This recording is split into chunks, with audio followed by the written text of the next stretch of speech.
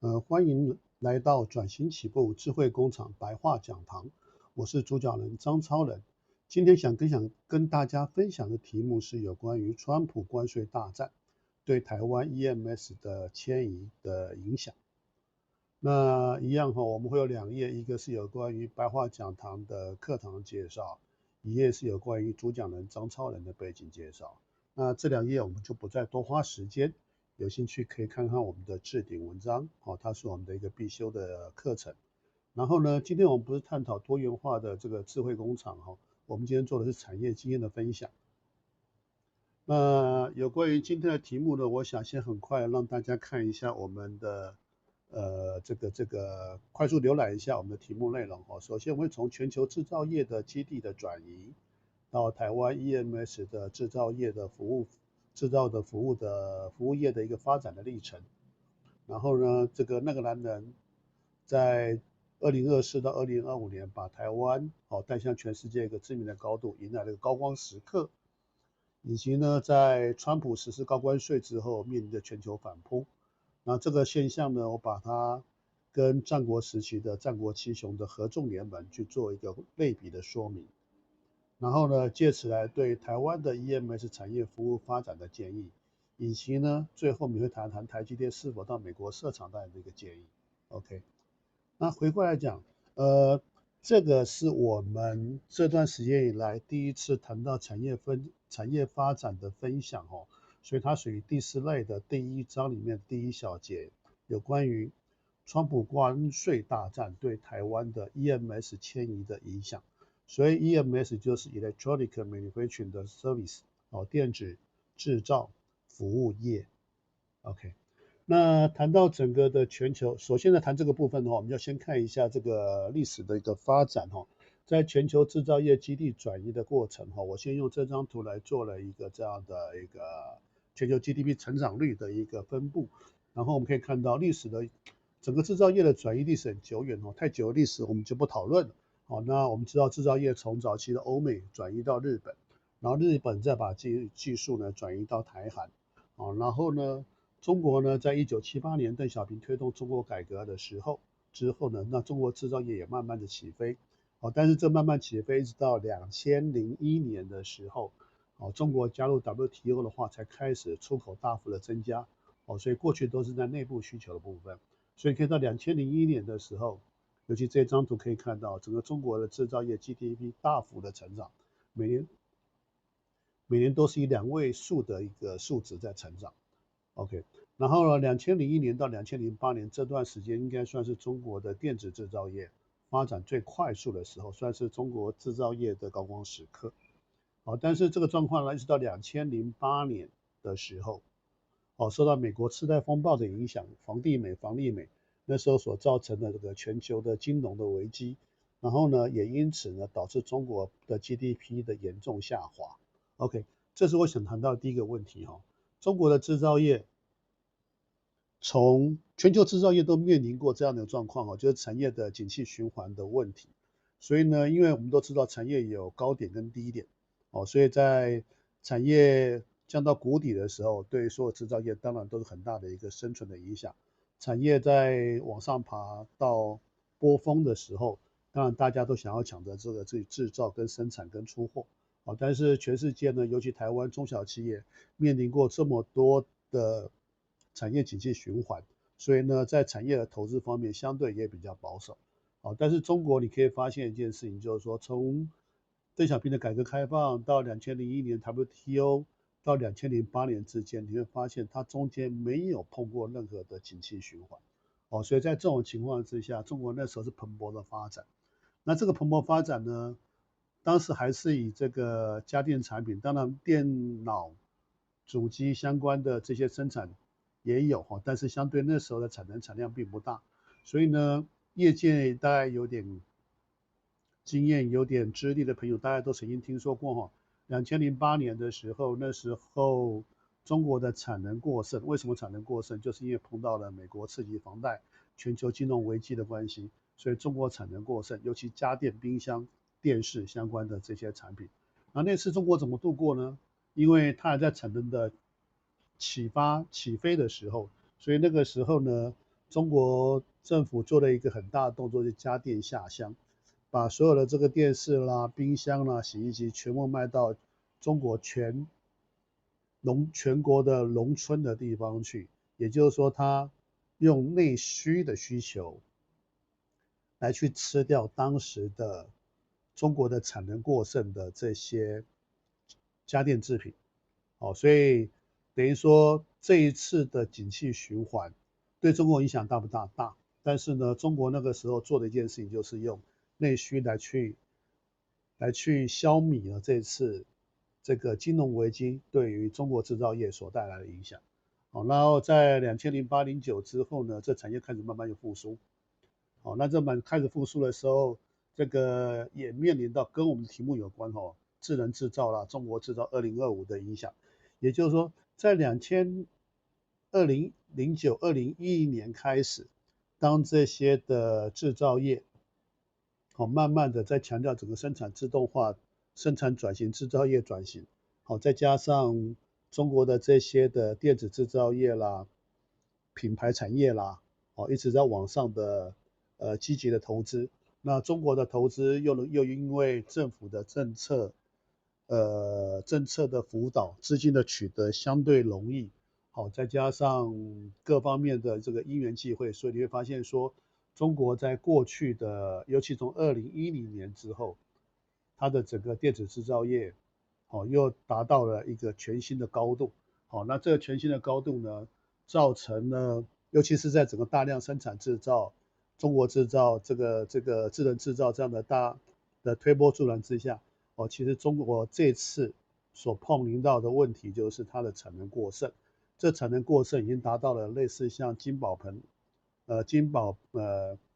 外溢的现象，也就是说，这些产能已经大到整个中国吃不下，而且这产能已经大到可以外溢到全世界。而这外溢到全世界的产能呢，造成了美国、造成了欧洲，甚至造成了亚洲、东南亚很多国家，他们都面临到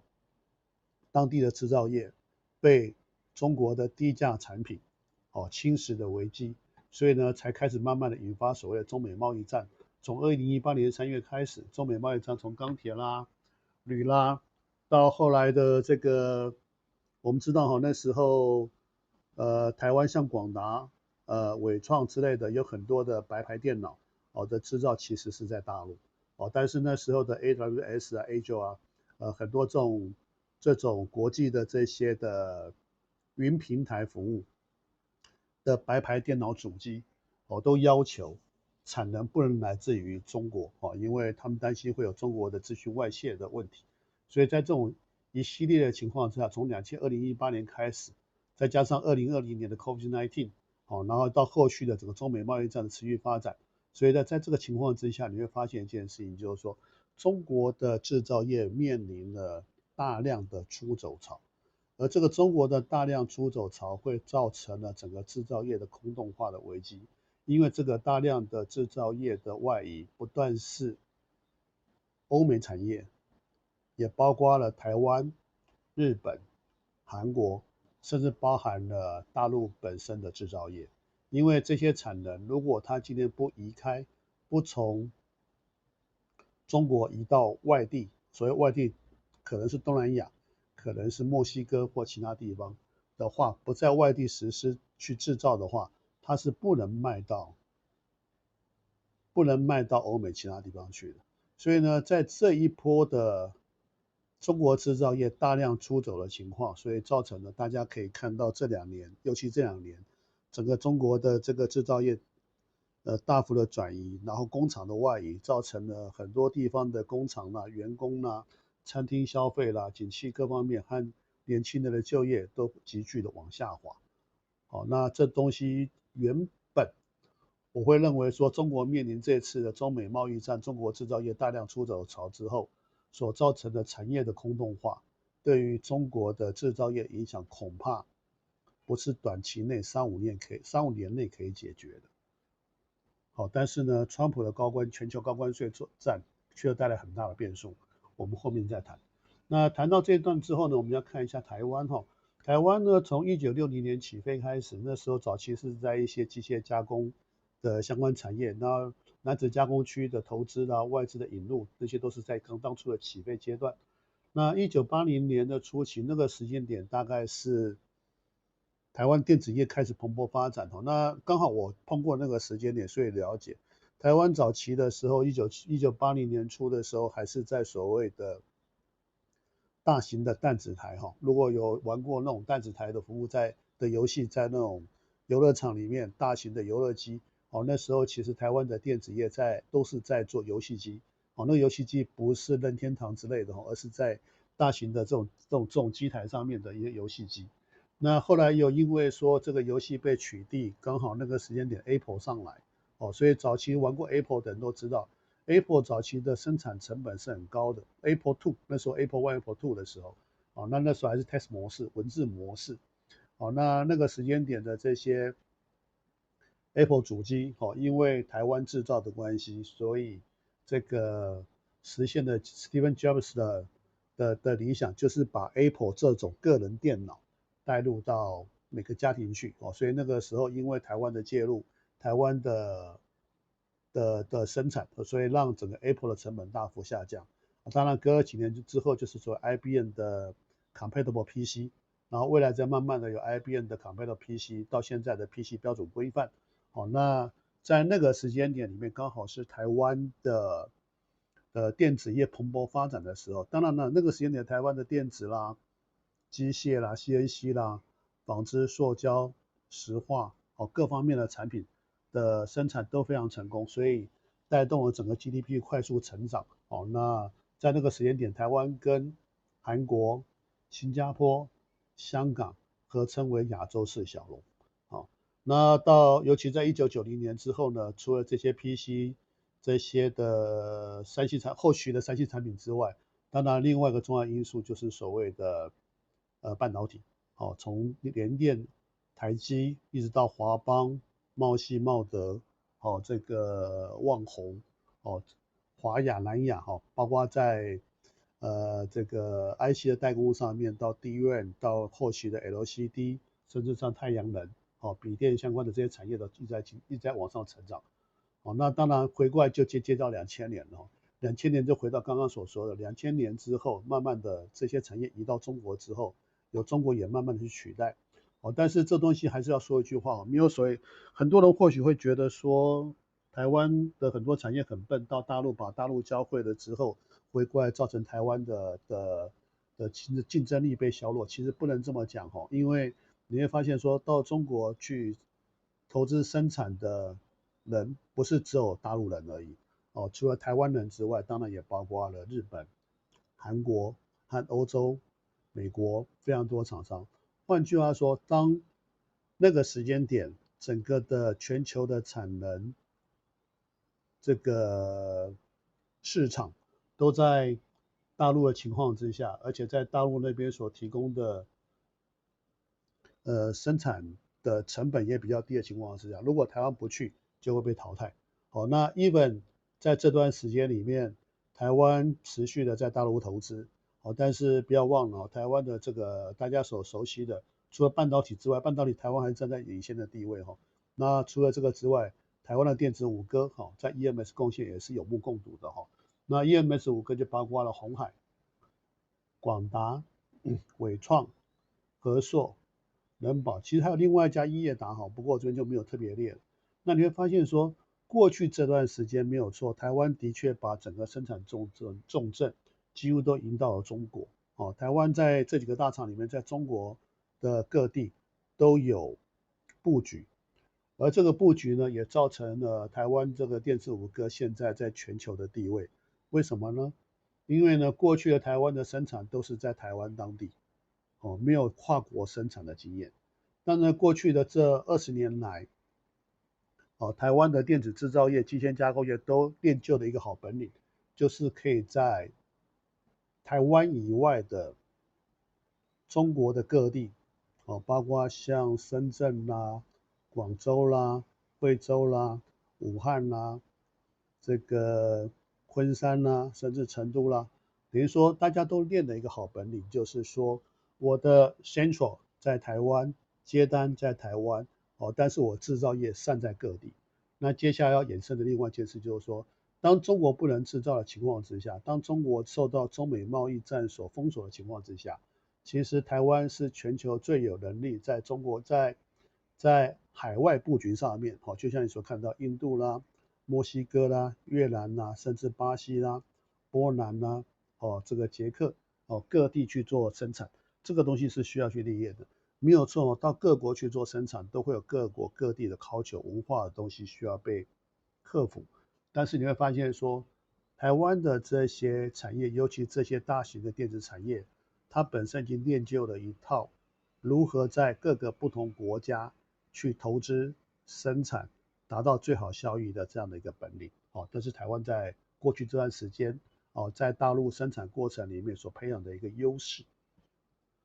那这个优势当然，另外一个就是说，为什么在中美贸易战之后，尤其在2024到2025年的时候，你会忽然发现台湾举目共睹，所有的人都认为说台湾就是一个非常好的一个生产制造大国，除了台积电之外，你会发现每次那个男人，这个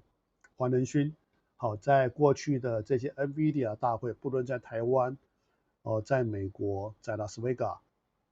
去了做这些相关的 seminar 的介绍，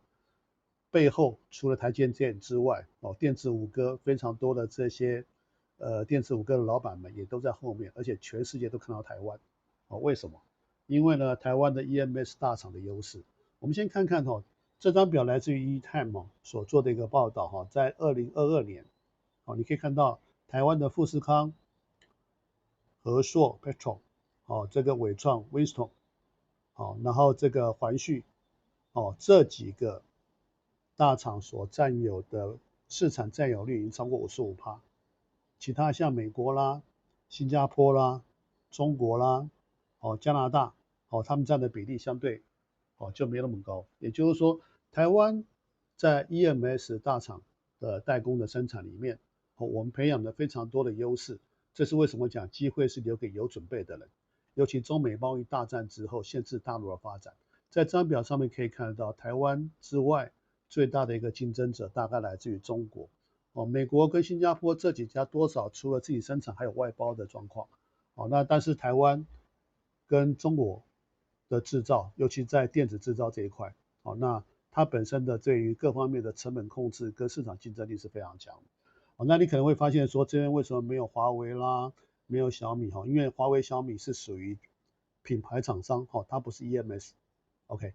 那回过来讲，台湾 EMS 的优势就在于灵活的供应链。我们如何跟所有的上下游供应链取得完整的一个合作，这方面，尤其是在过去的这20多年来，我们的工厂在各个地方，我如何跟我的产业链、跟我的供应链去结合，那这方面提供了非常灵活的一个管理的措施，高品质与良率，这个大家都知道，台湾生产的品质非常好，而且举目共睹，所以台湾几乎全球对于台湾所制造的品质的信赖度是非常高的。客制化的资源的能力，研发的能力，台湾并不是只有做纯代工，我们还做的是跟原厂协助 design for manufacturing，设计 for 制造，协助我们的客户如何在他们的概念、理念、想法、需求上面去配合他们去做产品的研发。那另外一个就是我刚刚所说的全球布局与在地服务能力。台湾很有能力把设备迁移到任何地方，在任何地方重新建造这个工厂，招募人力，培养这个供应链、管理现场、资源各方面的部分，所以台湾练就一个非常好的一个全球布局能力，而这个能力也在于我刚刚所说的机会是留给有准备的人。没有过去20多年来，台湾这些厂商在中国的历练，也达不到现在这样的一个全球布局与在地服务的能力。所以这也都是一个成长的一个经验跟资历。另外当然在成本的管控啦、经济规模啦，所以台湾的这个 EMS 厂下单生产，对于这些的品牌制造商品牌厂商来说是非常这个应该算是说 CP 值比较高，物美价廉，跟客户的品牌合作的一个长期的一个合作关系。所以说在这方面就可以看到说，台湾在整个的 EMS 的生产，尤其在去年的这段时间里面，只要有黄仁勋在的地方，几乎就有台湾电子五哥各方面主导的影子。当然更不可或缺的是台积电，因为如果今天没有台积电的话，那个黄仁勋的这个 GPU 是没办法能够达到目前一个全世界的一个领先的地位。当然了，没有台湾电子五哥，黄仁勋的这个 NVIDIA 凭什么做这些的 server 相关的系统？因为毕竟不是只有 IC 可以 work 的，它还需要相关的这些像 EMS 电子五哥所帮忙做的伺服器、控制器跟 GPU 的整个周边的一些相关的生产。那这些东西都是来自于这个台湾，而且在2024到2025年初，也就是川普没有站出来之前，那台湾NVIDIA 要找中国合作是不容易的，因为在中国生产，在中国做，只能在中国卖，那在这种情况之下，其实台湾几乎是是 NVIDIA 最佳的一个合作人选。可是呢，在2025年3月、4月，也就是现在这段时间，川普的高关税，的这个全球反扑。抱歉了，我这边用了2张取之梗图俱乐部的粉砖。那如果这2张有牵涉到智慧财产权，请跟我讲，我可以把它卸下来。那放这2张主要是做个凸显，因为有关于川普的这个高关税所造成的这些全球反扑的细节我就不讲，因为在现在的时间点里面，几乎到处都在讲这些事情。我花时间去讲川普的这些高关税所引来的全世界的一个反扑，那个意义并不大，所以我就不特别去说它。所以关税帝君呢，所造成的这些现象，让这个Sleepy Joe，让忽然忘记他名字，抱歉，让大家还会怀念他，毕竟突然发现失智的都比好过缺德哦，那这个是个梗，我们只是带过去一样。所以呢，在这种情况下，又造成了另外一个蛮大的一个改变的契机哈。原本今年2月的时候，3月初的时候，大家都认为台湾一片欣欣向荣，台积电的股票到1000，甚至大家都估到1500，那为什么忽然会杀下来？都是因为川普的关系，都是因为川普的高关税政策的关系。那这个东西呢，就会让我想到说，这样的一个剧烈的一个市场的转变，那不由得让我想到了这个合纵联合的这件事情。这样这个利用这个机会稍微分享一下这个中国的一个过去的历史的经验。这个太阳光底下没有什么新鲜的事情。然后我们可以看到战国时期，公元前就是西元00年之前的475年到221年的时候是战国时期。那战国时期的时候，七国呢，秦、楚、齐、燕、韩、赵、魏，相互的争霸。那这时候呢，秦国是最强的。那6国这小国如何去生存？所以就出现了2个的外交路线，一个叫合纵，一个叫连横。合纵呢是来自于苏秦然后初期的时候合纵是成功的他认为说6国如果要生存，就需要互相抱团取暖联手去抵抗强秦。那相当也是现在全球在是否要联合抵抗美国，这是一个合纵的策略。那秦国的张仪呢，认为说，与其让秦国跟全天下为敌，那不如让全天下的各国分别跟秦国去结盟，然后呢，在各个击破，那历届6国来各个击破。那所以初期来说，我们可以看到这个苏秦的游说是成功的，所以初期来的时候，苏秦的成功的说服了6国联合抗秦，但最后呢，因为6国的互相不信任，才有互相的背叛。那秦国呢就发动了所谓的联合的分化，所以张仪就开始成功说服各国，各自跟秦国结盟，那秦国就变成逐一击破这6国，不用同时去抵抗这个所有的联军，造成秦国在可以用相对比较低的压力的情况之下去统一全国。所以结果呢，合纵不离连横，全国逐步的兼并了6国。那合纵虽然维持了6国的多年的内斗跟背叛，让秦国进入了让战国时代进入了所谓强秦跟六弱的时期，但是最终还是被在公元前221年被统一。那秦的策略就是以战逼和，以和代战，先战，如果你不跟我合作，我就跟你打仗，毁灭了你，所以要求大家跟他去和。那等到说和，这个也符合中国的所谓的邓小平的不毛泽东的时候所谓的毛泽东所谓的联合次要敌人打击主要敌人哦。所以说秦国那时候策略就是说，先跟这些其他弱国去逼和，然后以和代战，等到先把主要敌人解决掉之后，再回来去慢慢吞并这些小国。所以联合是战争的延伸。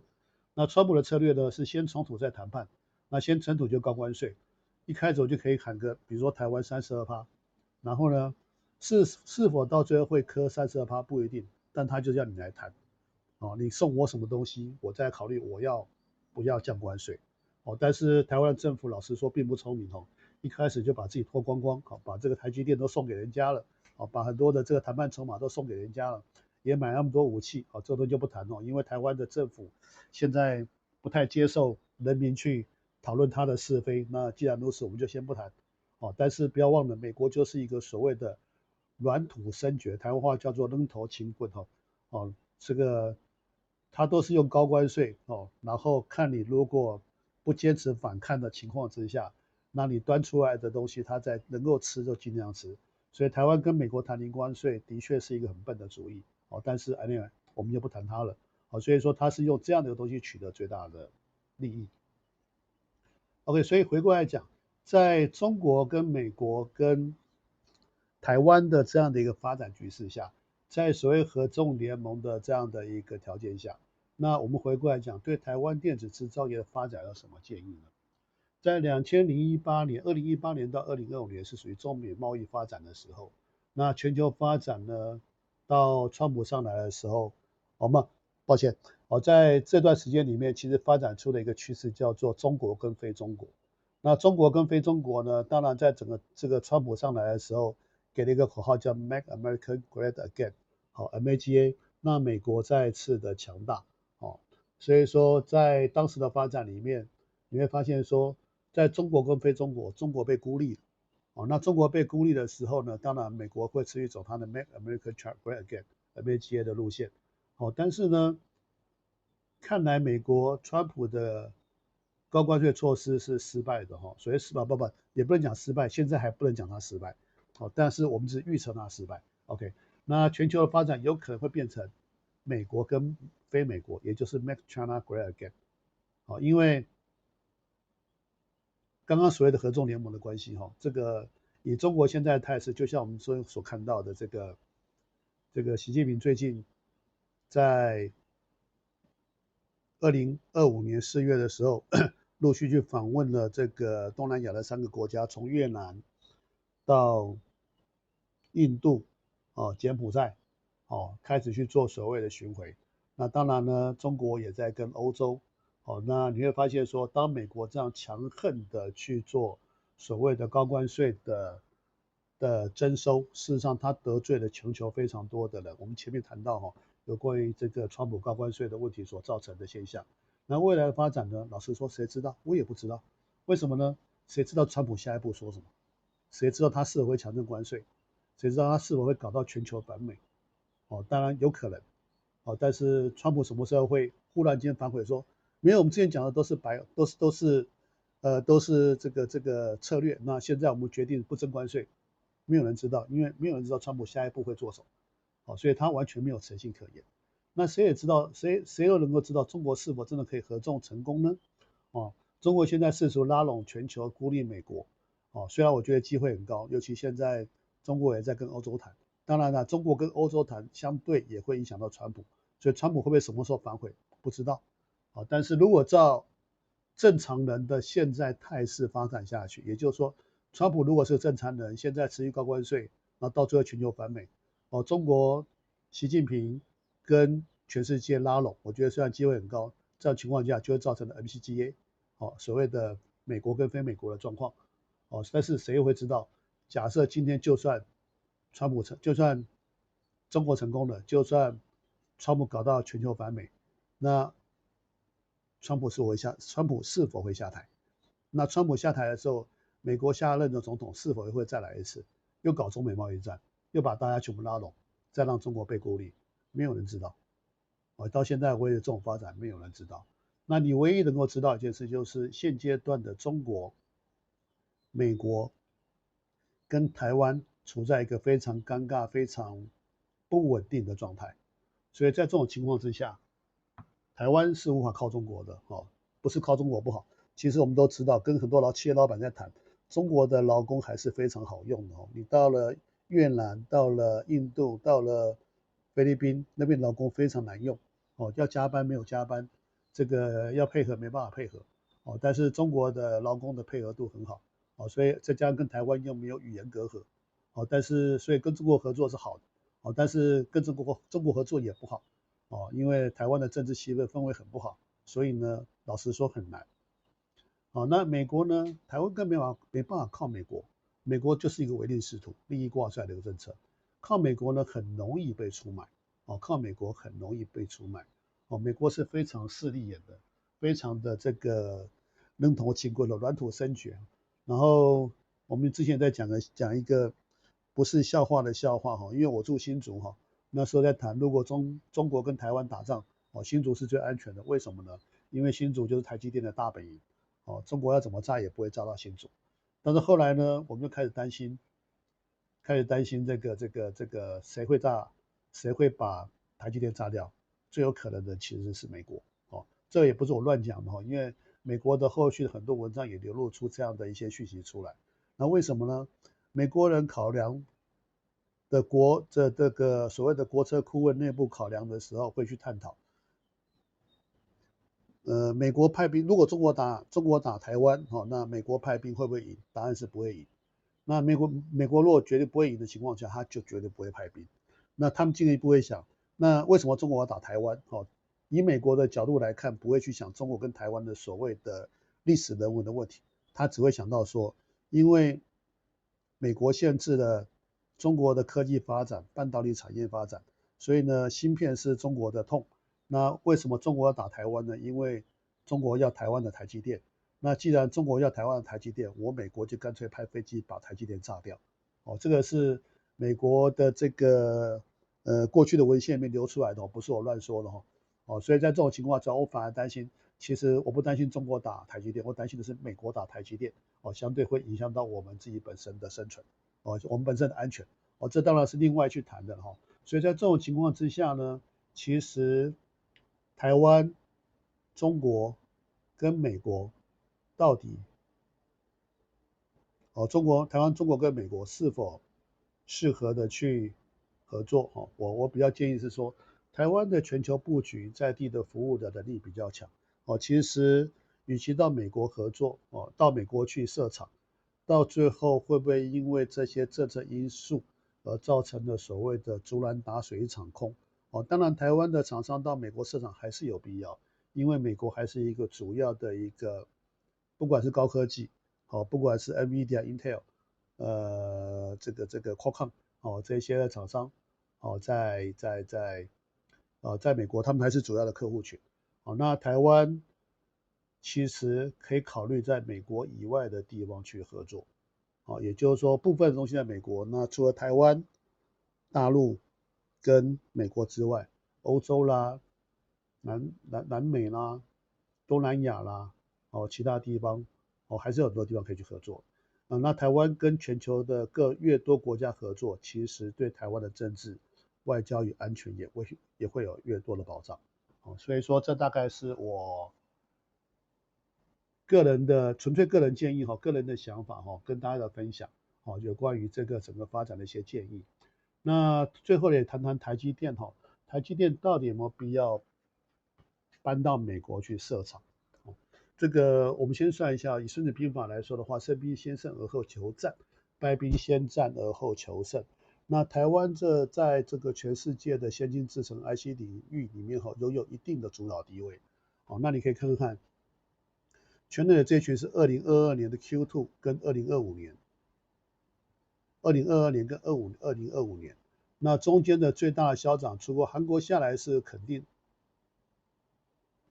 韩国的这张韩国的下滑是肯定的但是美国的成长是现在的一个趋势那为什么美国会有这个趋势？可以看到这一章，我就不细念了哈。因为TSMC 目前答应有答应，但是当然还在实施过程嘛。所以目前等于说是第一座是没问题，已经开始量产，这个良率也相当于跟台积电一样。那第二座正在这个导入中，那第三座呢，有可能在2025年开始稍晚新建，那后续所以说没有错，美国的在全球先进制程 IC 这一块的确在成长，但是有没有必要在美国这件事情？当然回过来，也是我想利用一点时间也跟大家分享就是说台积电的制程能力与产能的优势是绝对有优势可以跟全世界各大厂叫板。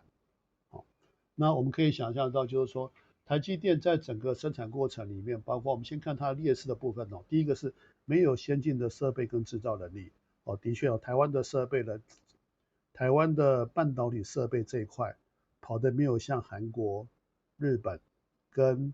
大陆这么快所以台湾的设备的自主能力相对是比较差的。台湾没有特殊气体、化学材料等关键零的能力，那像比如说 CMP 的 Solaria。这个黄光的 Stepper 的光阻液photoresist 然后这个一些氢氟酸相关很多的这种特殊气体，台湾是没办法自己供给的那尤其台湾缺水缺电这也有赖于我们的政府的这个能源政策这个核电的去除之外，的确台湾现在的确缺电所以说台积电在台湾其实是对于水的生产，对于水跟电的要求是非常高的，所以台湾的确没有这么充足的水跟电可以供给台积电持续在台湾发展那台湾的优势呢？台湾优势在台积电不缺优秀的工程师从这个当然台湾还是缺工程师台湾的年轻一代考虑很久还是这么讲某种程度上的确堪忧但是台湾还是很多的优秀的台清交成这些所谓的四大名校所以说进台积电里面的优秀工程师还是不少然后呢，12寸现场对于作业员的需求普遍也比较低到了12寸厂几乎都是全自动化的无人工厂所以说对于作业员要求也比较低。那台湾人的勤奋认真和聪明和普遍学历高，我相信大家都听过台积电台湾的这些半导体的人，这个地震这个任何的公司里面有可能影响到产能、安全、良率的问题只要老板一喊一声，几乎是全员到齐所以说在这种情况下，台湾的半导体的生产优势是非常显而易见。但这些优势呢，当你到了美国，甚至到了大陆，大陆有大陆的缺点，以后有机会我们再谈甚至到东南亚就更惨然后美国又非常非常的自我主义的非常的高所以在这种情况之下，其实他们要一个半导体厂做好是非常非常的不容易的。所以台湾拥有全世界最先进的一个制程的生产技术经验和 IP， 这些都是台积电跟其他的竞争者的天险跟壁垒所以其他各厂想要去追过台积电并不容易那世界大厂里面包括了像美国或者是其他国家的这些的对于科技产业先进制程 IC 的需求，绝对找不到像台积电这么好的一个供应商，所以台积电绝对是有能力跟全世界叫板。那所谓的先进制程呢？所谓先进制程包括像比如高阶的 CPU 啦、GPU 啦、ASIC 啦、DRAM 通信晶片相关的部分。有哪个消费者在希望去拿到一个坏掉的手机，或者是坏掉的电脑这些3C 产品或者是说有可能会爆冲的车子所以这些东西都是因为完善的制程能力的 support。那我们举例来看看比如说我们以前知道 Apple 之前曾经同时委托台积电跟三星合作开发 Apple 的 CPU， 哪个型号我忘了可以到时候找时间查一下但是三星那时候的市场反应是，同样是 Apple 的手机，但是如果它的 CPU 是三星做的，会发烫台积电做的话就不会所以说逼得到最后 Apple 只好放弃了Samsung跟台积电合作，甚至后来是整个包厂的去包下整个台积电12寸的产能那另外高通也是，高通曾经也跟三星合作，高通曾经为了进入中国大陆市场，也跟大陆的中芯合作，那最后因为丧失了市场先机，回来乖乖找台积电，为什么？因为当初的策略其实我们一看就知道是错误的，不管是 Samsung 跟 Apple 的潜力，或者是中芯那时候的制程能力，在高通这样的一个高品质的对于先进制程的要求情况之下，跟中芯合作，那无异于是断自己的生路。也因为这样关系，后来联发科相关的其他产业才慢慢上来，吃掉了很多高通的市场。所以说高通到时候回来也是回来跟台积电合作。那比如说 AMD，大家知道 AMD 跟 Intel 的合作，AMD 跟 Intel 不，AMD 跟 Intel 的竞争，早期这个 AMD 跟 Intel 的 CPU 是不能比的，为什么呢？因为它只能找 Intel 旧的制程来去做生产，所以 AMD 不管它设计如何精良，它跟 Intel 比，它的 CPU 绝对是次一等。但是呢，后来因为 AMD 找到了台积电，有台积电的优势，现在为何 AMD 可以超越 Intel，就是因为台积电的先进制程的支持，所以台积电绝对有机会跟全世界的这些个大厂去叫板。那既然可以叫板，为什么担心高关税？二会为何需要委屈的到美国去设厂？反正对于这些先进厂商来说，对于这些厂商来说，你不跟台积电合作，那你怎么去取得你的晶片？那你既然需要台积电的合作的情况之下，那你要科关税，那就直接原封不动的科到这些大厂去好。所以到最后你看就可以看到最后谁会去妥协这件事情。所以说基本上来说，我是认为台积电根本不需要担心美国科高关税的问题。那会不会担心呢？跟美国制裁、欧美制裁这个中国一样，不卖设备给台积电。你要知道过去这段时间以来，这些尤其是台积电在进入12寸的这个领域的时候，很多的12寸厂的设备是先进厂去验证，免费的进厂去做验证，验证过了之后，台积电也就直接跟他去做配合。所以你要知道，一个12寸的先进设备研发需要多少的时间跟费用，而这些费用的话，在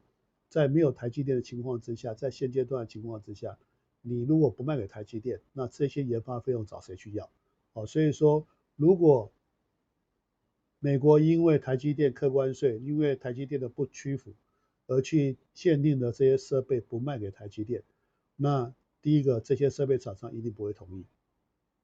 那如果同意的话，你要想看这些设备厂如果卖给台积电，就像 ASM 就算卖给了 Intel 也没办法把产能做上来。所以说全球的先进技术要延缓多少年？全球的这些智慧生产要延缓多少年？全球的这些的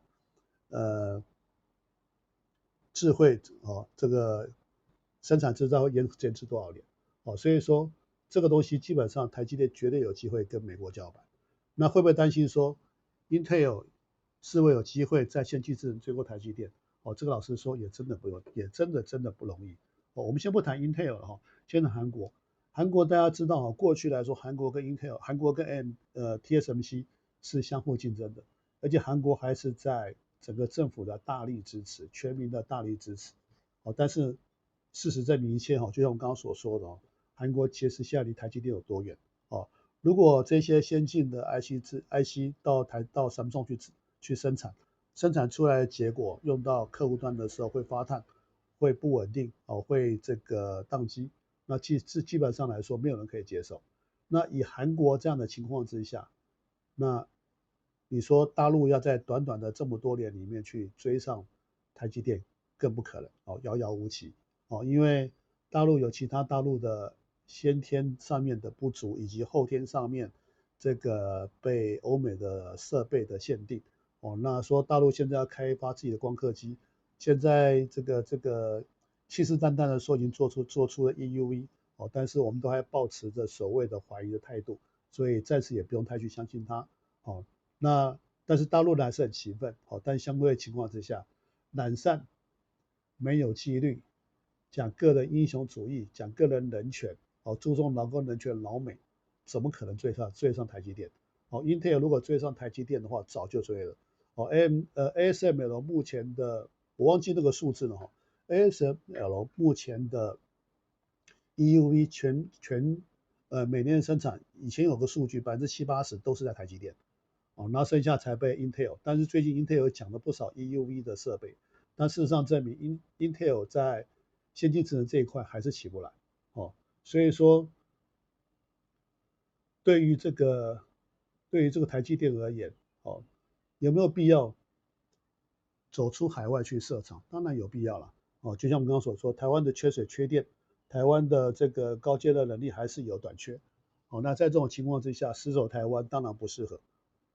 那台湾的设厂到大陆去，TSMC 的设厂到大陆去当然不可能，因为先进制程跟国际限定相关的关系。但是难道就一定要去美国吗？其实美国是最没有生产效益的地方，就像我们刚刚所说的，它是最没有生产效益的地方之一。虽然客户在哪边，Intel 啦、Qualcomm 啦、AMD 啦、NVIDIA 在那边，但是 Fab 未必要在哪边。更何况呢，台积电生产几乎都是前段的 IC，前段的 IC 出来之后还要经过封装，封装是劳力密集车业的产业，还要经过 PCB 也是劳力密集 ，PCBA 组装，这些都是属于劳力密集的产业，